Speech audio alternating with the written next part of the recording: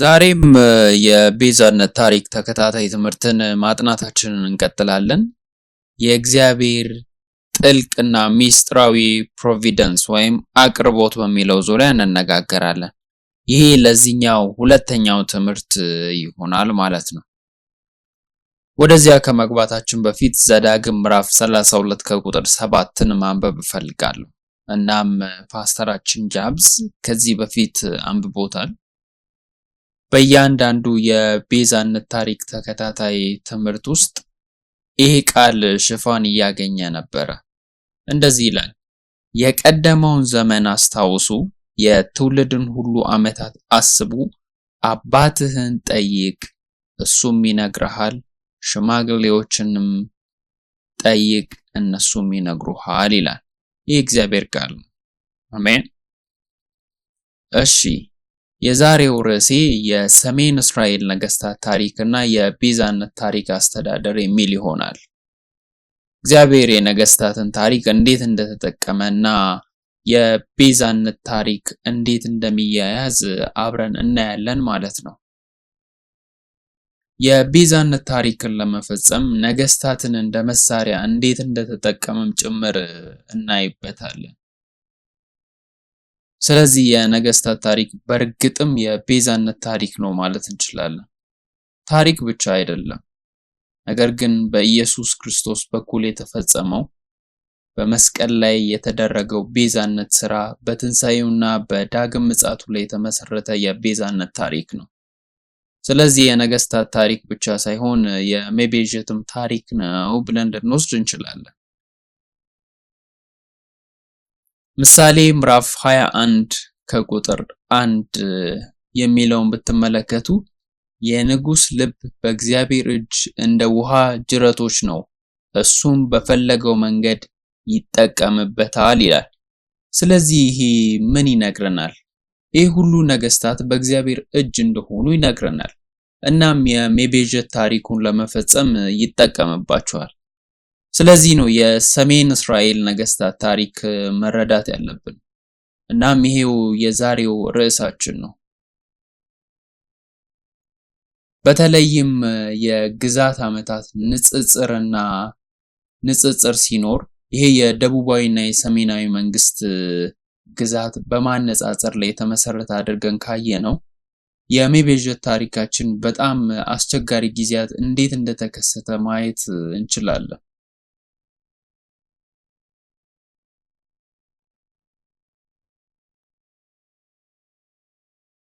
እዚህ ላይ የምናየው አንዳንድ እንቅፋቶች ቢኖሩንም እግዚአብሔር ጥልቅና ሚስጥራዊ ፕሮቪደንስ ወይም አቅርቦት እንዴት እንዳደረገ ያሳየናል። ስለዚህ የነገስታትን የግዛት ዓመታት መረዳት አለብን። የመጀመሪያው ነጥብ የግዛት ዓመታት ትክክለኛው የዘመን ቅደም ተከተል መመስረት አስፈላጊ ነው። ይህም አዲስ ቃል ኪዳን ሊሆን ይችላል። የግዛት ዓመታት የገዢ ዓመታትን ይወክላሉ ማለት ነው። ስለዚህ የአዲስ ቃል ኪዳን ሊሆን ይችላል።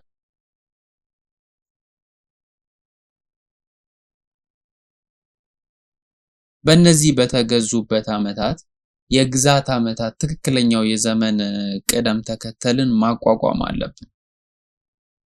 ይሄ ለምን እንደዚህ ሆነ የሚለውንም በጥልቀት መመርመር እጅግ አስፈላጊ ነው።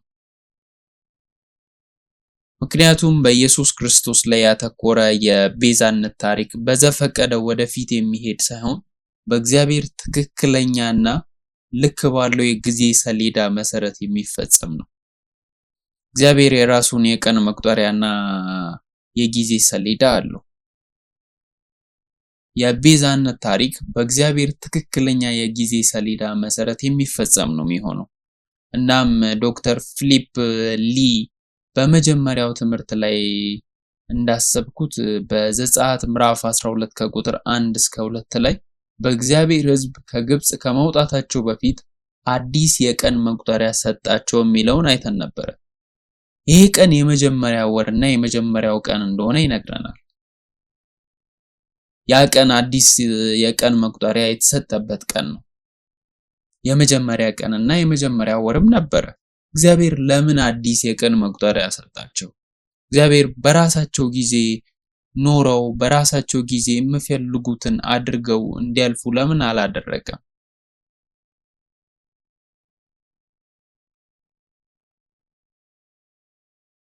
ከእሱ ጋር በትህትና መሄድ አለብን። እንደ ዘመኑ መሄድ አለብን። የእግዚአብሔርን አካሄድ ለመሄድ የእግዚአብሔር ጊዜ አስፈላጊ ነው። ለዚህም ነው እግዚአብሔር ይህን አዲስ የቀን መቁጠሪያ የሰጠው። ለእስራኤል ሕዝብ አዲስ ጅማሮ ነበር።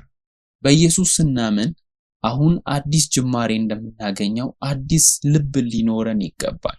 እናም እንደ ዘመኑ ከእግዚአብሔር ጋር የመሄድ አካሄድ ሊኖረን ይገባል ማለት ነው። ስለዚህ በዘጸአት ምዕራፍ 12 ከቁጥር 40 እስከ 41 እስራኤላውያን በግብጽ ለ430 ዓመታት እንደኖሩ ይናገራል። በ430ዎቹ መጨረሻ እስከዚያ መጨረሻኛው ቀን ድረስ እግዚአብሔር ከግብጽ አወጣቸው። ከዚያም ያ ቀን ድረስ ያ አስደናቂ ነገር አይተዋል። ከአንድ ቀን በፊት አልነበረም፣ ከአንድ ቀንም በኋላ አልነበረም። እግዚአብሔር ግን በየቀኑ ይቆጥር ነበር። 430 ዓመታት ሲፈጸም በዚያ ቀን እግዚአብሔር ሕዝቡን እስራኤላውያንን ከግብጽ አወጣቸው። ስለዚህ የእግዚአብሔር የመቤዠት ታሪክ በእግዚአብሔር የቀን መቁጠሪያ መሰረት እንደሚፈጸምና በእግዚአብሔር የጊዜ ሰሌዳ መሰረት እንደሄደ እናያለን። ገላትያ ምዕራፍ 4 ከቁጥር 4 እንዲህ ይላል፣ ነገር ግን የዘመኑ ፍጻሜ በደረሰ ጊዜ እግዚአብሔር ከሴት የተወለደውን ከሕግም በታች የተወለደውን ልጁን ላከ፣ ቃልም ሥጋ ሆነ ይላል። ስለዚህ እዚህ ላይ ሁሉም ነገር በእግዚአብሔር ጊዜ እየሄደ መሆኑን እናያለን። ከዚህም በላይ እግዚአብሔር የትውልዱን ሁሉ ዓመታት እንድናስብ ያዛል። ይህም በዘዳግም ምዕራፍ 32 ከቁጥር 7 ላይ ነው። ዘዳግም ምዕራፍ 32 ከቁጥር 7 እንዲህ ይላል፣ የትውልድን ሁሉ ዓመታት አስቡ፣ የቀደሙትን ቀናት አስታውሱ፣ የትውልድን ሁሉ ዓመታት አስቡ ይላል። እንዲህም የዕብራይስጥ ቃል መመልከት እንችላለን። እዚህ ላይ ቦድ ዶር ይላል።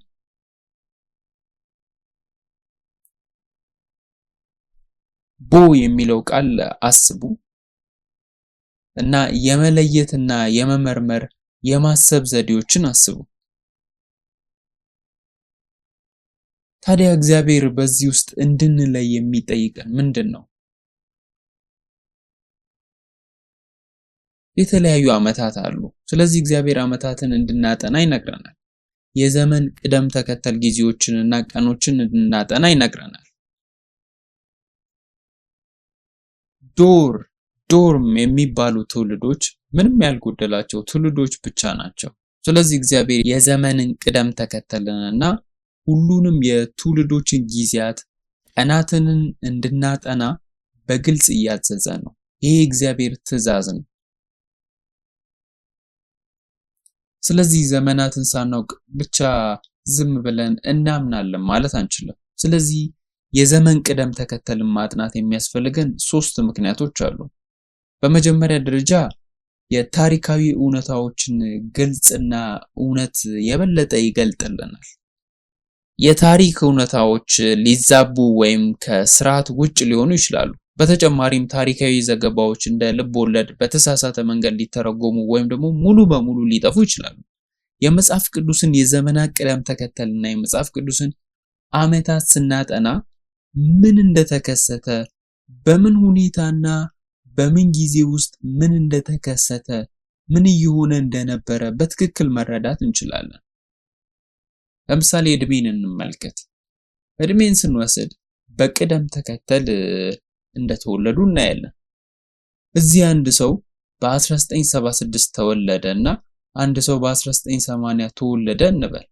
እናም ይሄ የትውልድ ቅደም ተከተልን መረዳት አስፈላጊ ነው። ምክንያቱም ማን ታላቅ እንደሆነና ማን ታናሽ እንደሆነ በቀላሉ ያሳየናል ማለት ነው። ስለዚህ የክስተቶች ቅደም ተከተል በጣም አስፈላጊ ነው።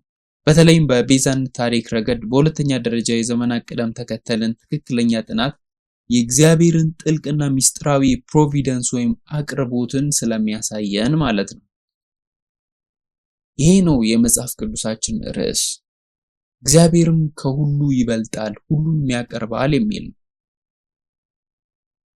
እናም ሉዓላዊነቱን፣ መላውን የሱን አቅርቦት የሚያሳይበት አጽናፈ ዓለምን ሁሉ እንዴት እንዳስተዳደረ የሚነግረን ነው ማለት ነው። መዝሙር 103 ከቁጥር 19 ላይ እግዚአብሔር ዙፋኑን በሰማይ አዘጋጀ፣ መንግስቱንም ሁሉ ትገዛለች ይላል።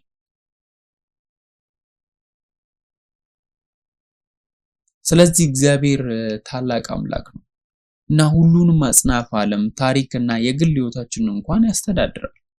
እግዚአብሔር በራሳችን ላይ ስንት ጸጉር እንዳለ ራሱ ያውቃል። ስንት ጊዜ እንደምንሳሳት፣ ስንት ጊዜ እንደምንተነፍስ ጭምር ያውቃል። አሁን ራሱ ምን እየተሰማችሁ እንዳለም ያውቃል። እየተጎዳችሁ ነው፣ እየተናደዳችሁ ነው እና ብቸኝነት እየተሰማችሁ ነው። እግዚአብሔር ይህን ያውቃል። ምክንያቱም እሱ ከሁሉ የሚበልጥ አምላክ ነው። እናም ዛሬ ከኛ ጋር እንዳለ አምናለሁ። እናንተም ታምናላችሁ? አሜን። እግዚአብሔር ከኛ ጋር አለ። ስለዚህ የእግዚአብሔር ልዩ ጣልቃ ገብነትና በታሪክ ውስጥ የቤዛነቱን እቅድ ተግባራዊ ማድረግ ፕሮቪደንስ ይባላል። ስለዚህ የነገስታትና የክስተቶች ጠቅላላው ግዛት ትክክለኛው የጊዜ መስመርና የእግዚአብሔርን ጥልቅና ሚስጥራዊ ፕሮቪደንስን ያሳያል። ስለዚህም ይህ በጣም አስፈላጊ ነገር ነው። በመቀጠልም የዘመናት ቅደም ተከተላቸውን በትክክል ማጥናት የእግዚአብሔርን የቤዛነት ታሪክ ሙሉ በሙሉ ህያውነት አስተዳደርን ያሳያል። ልክ እንደ እንቆቅልሽ ነው። የዘመን ቅደም ተከተሉንና አመታቶቹን ፍጹም በሆነ መንገድ የጊዜ ቅደም ተከተልን ብናስቀምጥ አንድ ትልቅ ምስል ይሰጠናል። አንድ ክፍል ብቻ ካለን ትልቁን ምስል ማየት አንችልም። ነገር ግን የእንቆቅልሹን ቁርጥራጮች አንድ ላይ ሰብስበን በየሚሰኩበት ቦታ ብናስተካክላቸው ትክክለኛውን የዘመን ቅደም ተከተልና የጊዜ መስመር አድርገን ማውጣት እንችላለን። እግዚአብሔር በቤዛነት ታሪክ ውስጥ እንዴት እንደሚሰራ የበለጠ ምስል ማየት እንችላለን።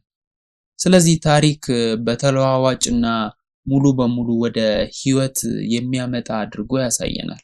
ትልቁን ምስል ስናይ እግዚአብሔር በህይወታችን ውስጥ እንዴት እንደሚሰራ ትልቅ ግንዛቤ እናገኛለን። በእምነት ህይወታችን ውስጥ ግንዛቤን እናገኛለን። እናም በልባችንና በአእምሯችን ውስጥ እንድንለወጥ ጠቃሚ መንፈሳዊ ትምህርቶችን እንማራለን። ምክንያቱም የእግዚአብሔርን ልብ ማወቅ እንችላለን። ይሄ እግዚአብሔር ልብ ነው። በዚህም ትምህርት የእግዚአብሔርን ልብና በህይወታችን ውስጥ እንዴት እንደሚሰራ ስናውቅ በሰውነታችሁ በአእምሯችሁና በልባችሁ ውስጥ ትለወጡ ዘንድ እናም በጌታ ስም ጸልያለሁ። እናም ይሄ በእናንተ ላይም በረከት ሆኖ እንዲመጣም ጸልያለሁ።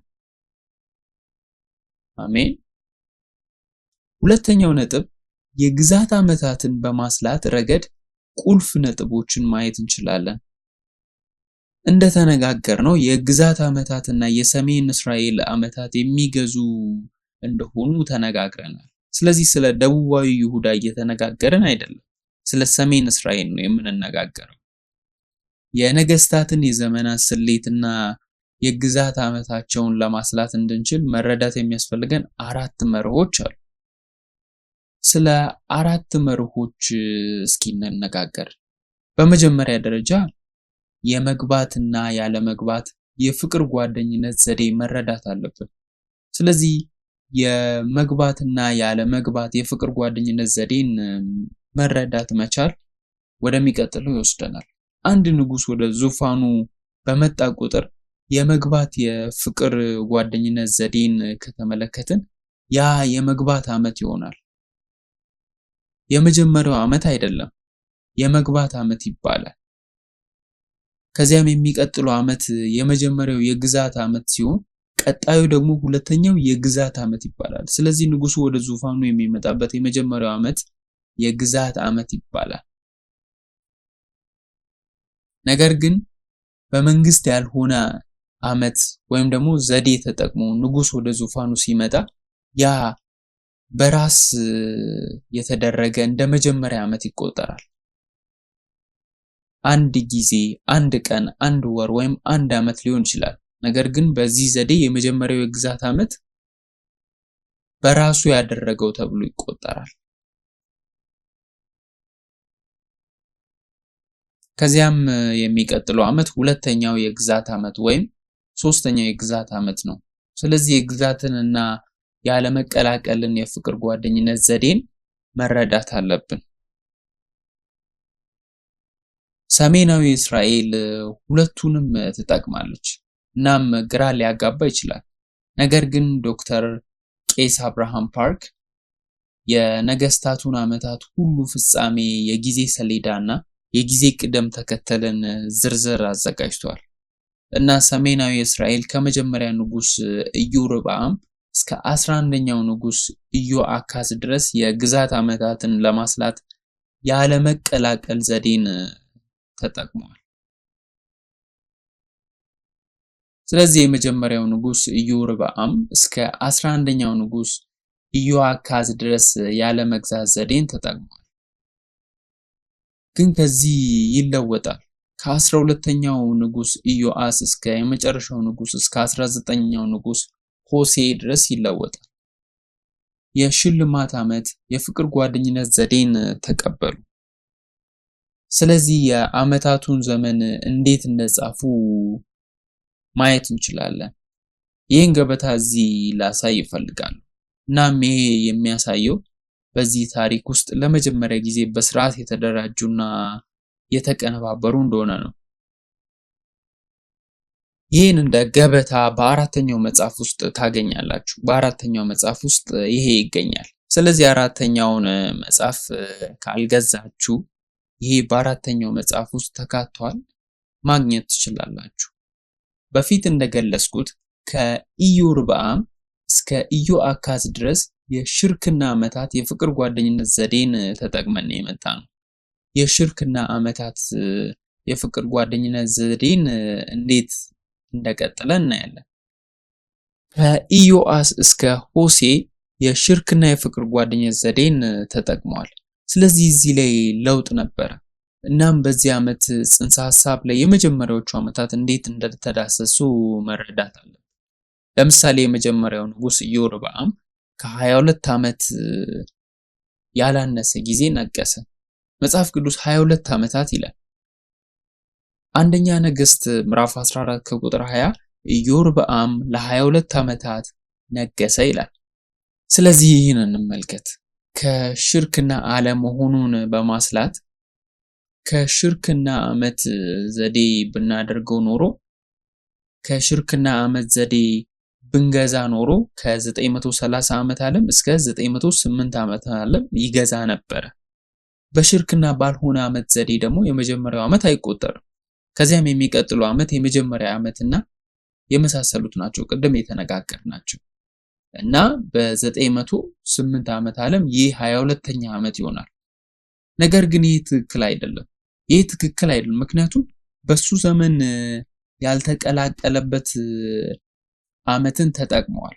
ስለዚህ ባልተቀላቀለበት ጊዜ የመጀመሪያው ዓመት የመጀመሪያ ዓመት ሲሆን 22ኛው ዓመቱ ደግሞ 909 ዓመት ዓለም ይሆናል። ስለዚህ ይህ ትክክል ነው።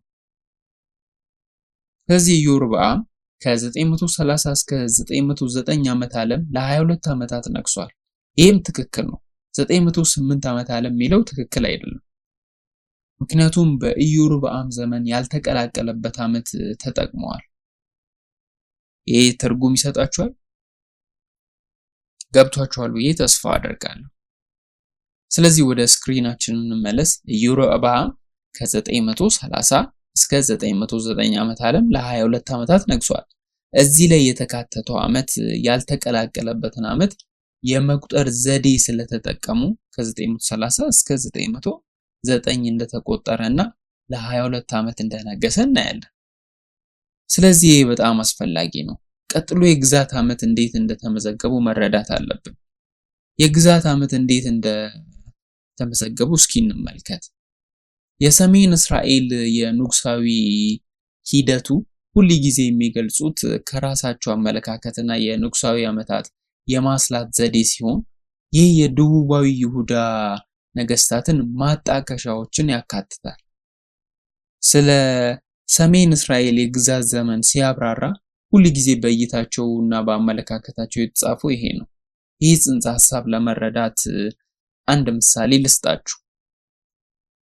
ስለ ሰሜን እስራኤል ሲናገር ስለ ነገስታቱ በአመለካከታቸው እንደነበረ ይናገራል። በካናዳ የመለኪያ ስርዓት አለን። ስለዚህ በኪሎግራም፣ በኪሎሜትሮች ወይም ደግሞ በሊትር እንለካለን። እነዚህ በካናዳ እና በሌሎች የዓለም ክፍሎች ጥቅም ላይ የሚውሉ መለኪያዎች ናቸው። ነገር ግን በአሜሪካ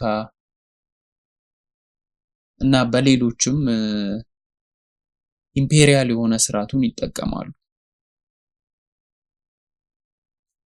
ኪሎግራም ሳይሆን ፓውንድን ይጠቀማሉ። ስንት ፓውንድ ይመዝናል ይላሉ። ማይሎችን ይጠቀማሉ እና ፈሳሽ ለመለካት ደግሞ ኩርት ይጠቀማሉ። ስለዚህ የተለየ የመለኪያ ወይም ደግሞ የመስፈሪያ ስርዓት አላቸው ማለት ነው። ስለዚህ ከአሜሪካ እና አሜሪካ እንደምትከተለው አይነት ስርዓት ካላቸው አካባቢዎች ሄዳችሁ ብትመጡ ሁሉም ነገር ከአሜሪካ እይታ የተጻፈ ይመስላችኋል። ሁሉም ነገር በፓውንድ የሚለካ፣ ሁሉም ነገር በማይል የሚለካ፣ ሁሉም ነገር በኳርትስ የሚለካ ይመስላችኋል። ነገር ግን ወደ ካናዳ ከሄዳችሁ ሁሉም ነገር በሜትር የሚለካ፣ ሁሉም ነገር በኪሎግራም፣ ሁሉም ነገር ደግሞ በሊትር የሚለካ ይመስላችኋል።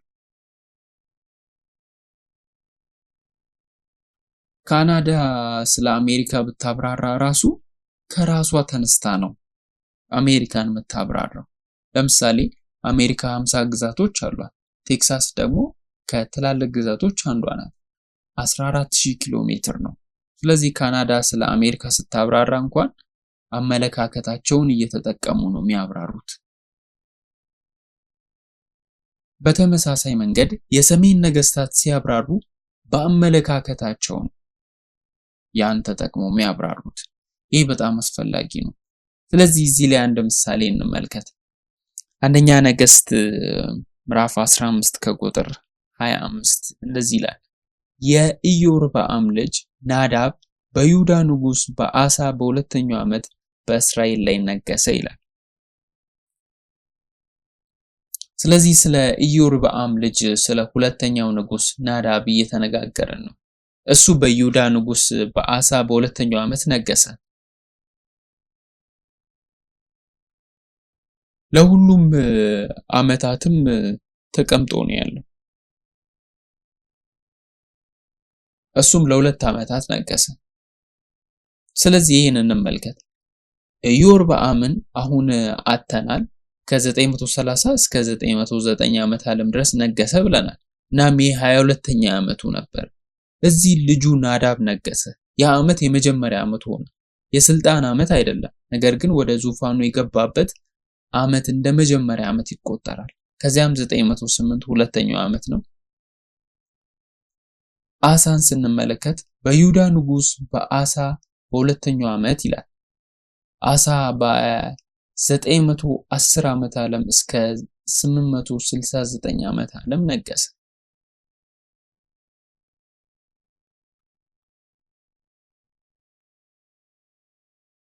ስለዚህ ስለ ደቡባዊ ይሁዳ ንጉስ አሳ በሰሜን እስራኤል እይታ እያብራራል። ስለዚህ 910 የሱ የመጀመሪያ ዓመት ነው። ይህ የመቀላቀል ዘዴ አይደለም። ሁለተኛው ዓመት ደግሞ 909 ነው። እና እዚህ ሁሉም ነገር ፍጹም በሆነ ስሌት ነው እየወሰዱ የነበር። ይህን ጽንሰ ሐሳብ ስንረዳ ሁሉም ነገር በትክክል እንደተደረደረ እናያለን። ስለዚህ ሁሉም ነገር የተጻፈው በመጽሐፍ ቅዱስ ውስጥ የሚገኘው በሰሜን እስራኤል እይታ ነው። ለዚህም ትክክል ነው ማለት እንችላለን። ቀጥሎ የትኛው የቀን መቁጠሪያ ጥቅም ላይ እንደዋለ፣ የትኛው የቀን መቁጠሪያ በትክክል እየመጣ እንደሆነ መረዳት አለብን።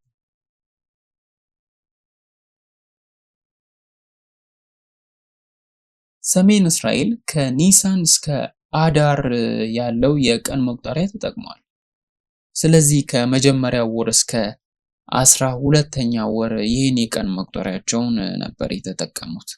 ነገር ግን በሌላ በኩል ደቡባዊ ይሁዳ ከ7ኛው ወር እስከ 6ኛው ወር ያለውን የቀን መቁጠሪያ ተጠቅሟል እና ይሄ የነሱ ዓመት ነበር።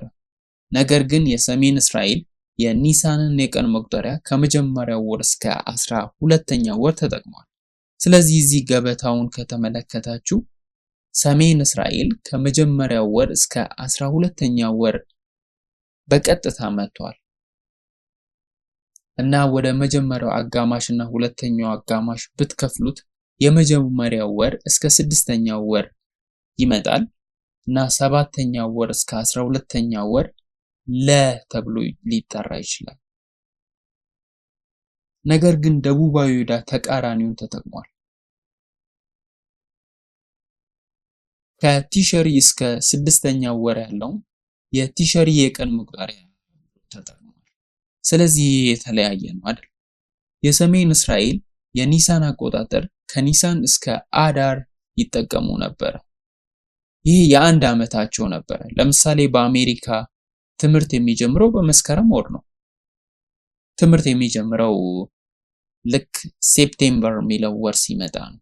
ነገር ግን በኮሪያ ትምህርት የሚጀምረው በመጋቢት ወር ነው። ስለዚህ መጋቢት የዓመቱ መጀመሪያ ነው። የተለየ ስርዓት ነው አይደል?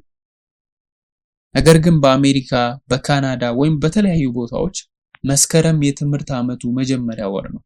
በዚህ መንገድ የተለያዩ የቀን መቁጠሪያዎች ጥቅም ላይ ውለዋል። እንዲሁም የግዛቶችንና የጋራ አገዛዝ መረዳትን አስፈላጊነት ማወቅ አለብን። አንዳንድ ጊዜ 2 ነገስታት ወይም 3 ነገስታት እንኳን በተመሳሳይ ጊዜ በዚህ መንገድ ሊጓዙ ይችላሉ። በዚህ መንገድ ይደራረባሉ። ሁለቱ ነገስታት በተወሰኑ ጊዜያት በአንድ ጊዜ ይነግሳሉ።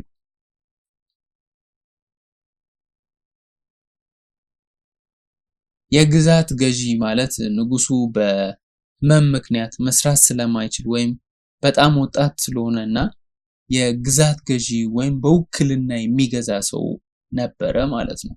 ነገር ግን የጋራ አገዛዝ 2 ነገስታት አብረው የሚገዙበት ሁኔታ ነው።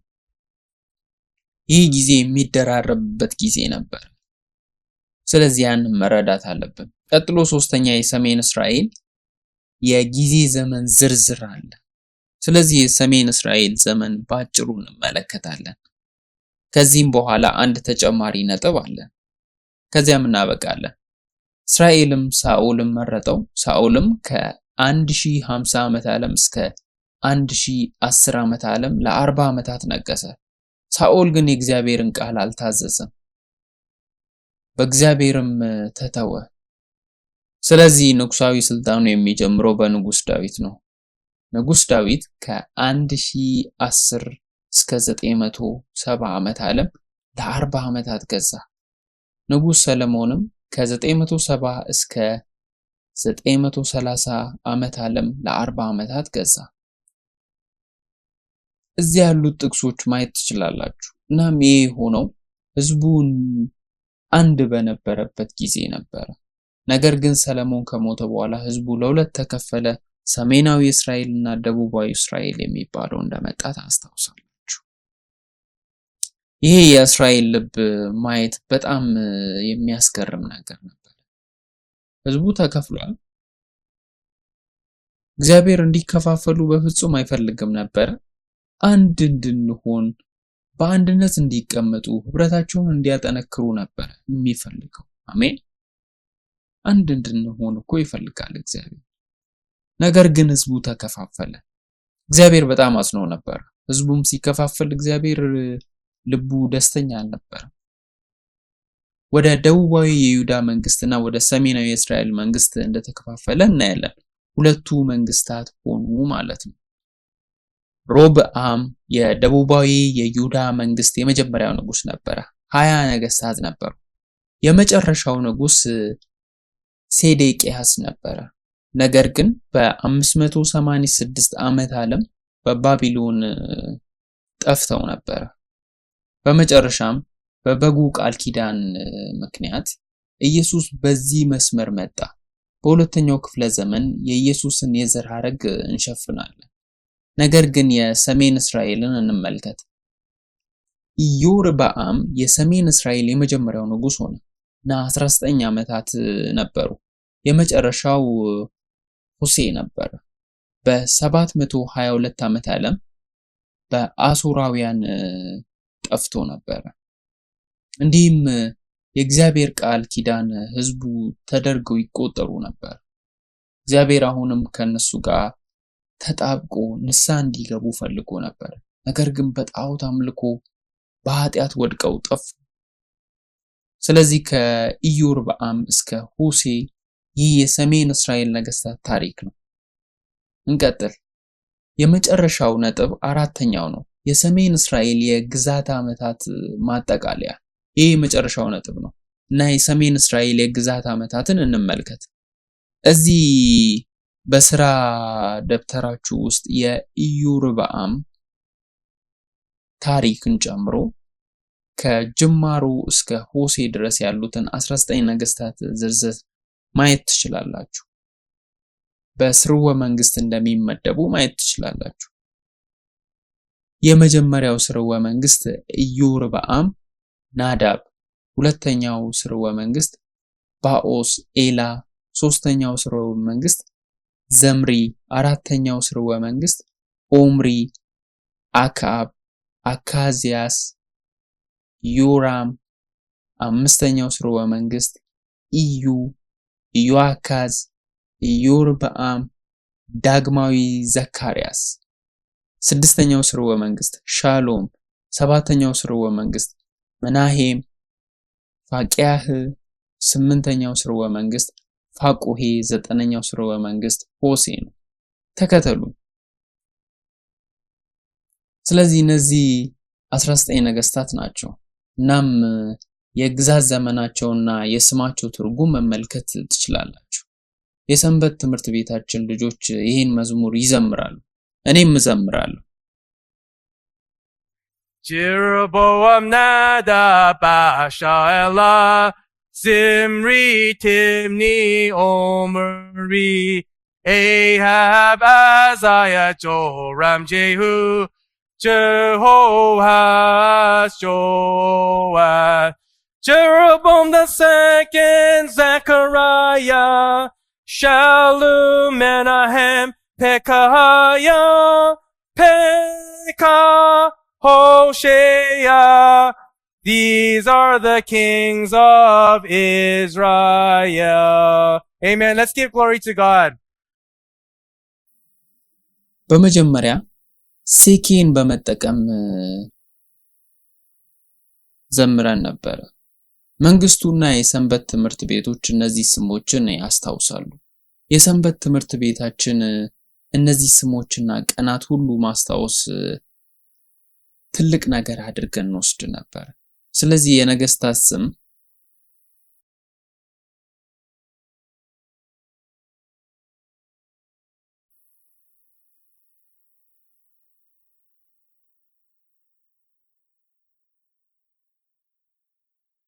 ዚምሪ፣ ኦምሪ፣ አካብ፣ ሁለተኛው ዘካርያስ፣ ሻሎም። እነዚህ ስሞች እንመርምር። ኢዮርብዓም የሚለውን እንመልከት። ኢዮርብዓም፣ ናዳብ፣ ባኦስ፣ ኤላ፣ ዚምሪ፣ ኦምሪ፣ አክዓብ፣ አካዝ፣ ዮራም፣ ኢዩ፣ ኢዮአካዝ፣ ኢዮአስ፣ ኢዮርብዓም፣ ዳግማዊ ዘካርያስ፣ ሻሉም፣ መናሄም፣ ፋቅህያ፣ ፋቁሄና ሆሴ።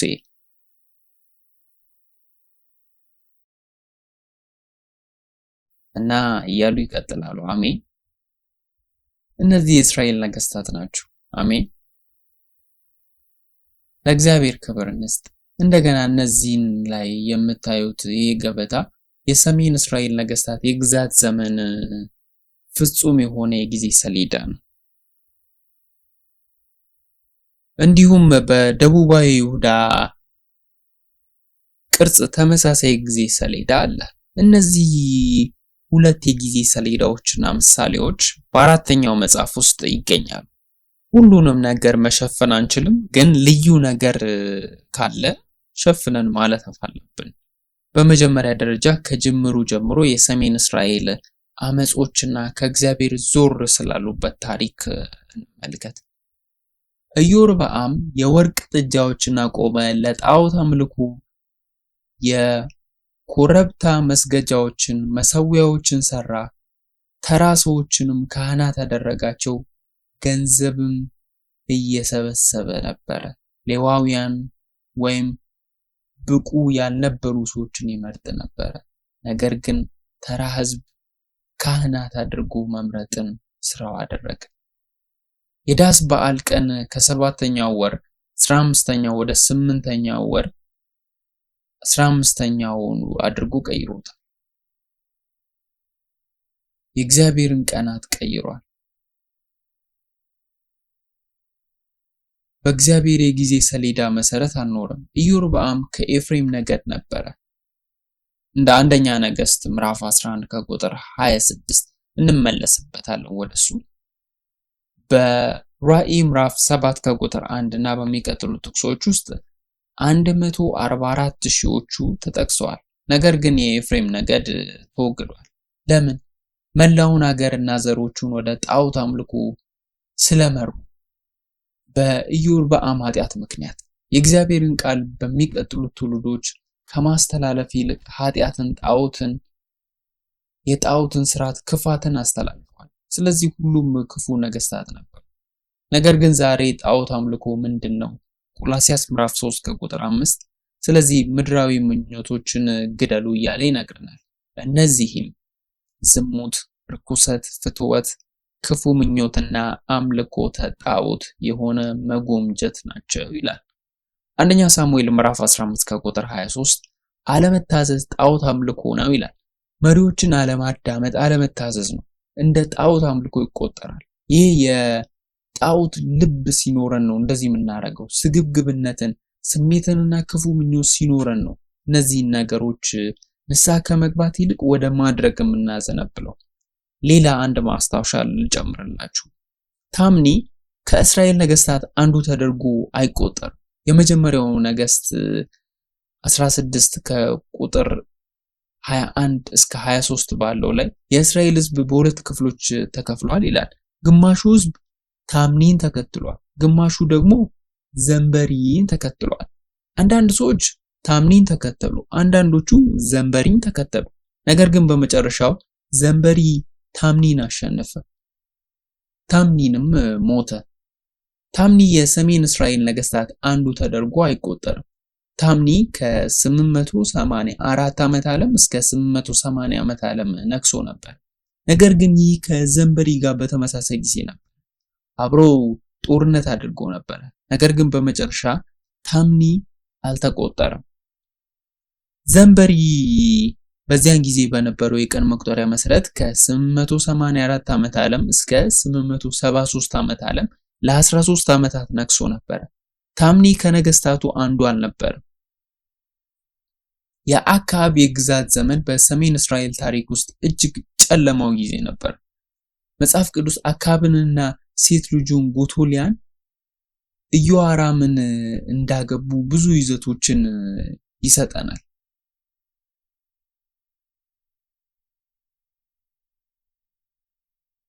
ጎቶሊያና ኢዮራም ስለተጋቡ ይህ ወደ ደቡብ ይሁዳ መንፈሳዊ ጨለማን እንዳመጣ እናያለን። ሰሜናዊ እስራኤል በዚህ ጊዜ በጣም ጨለማ ነበር።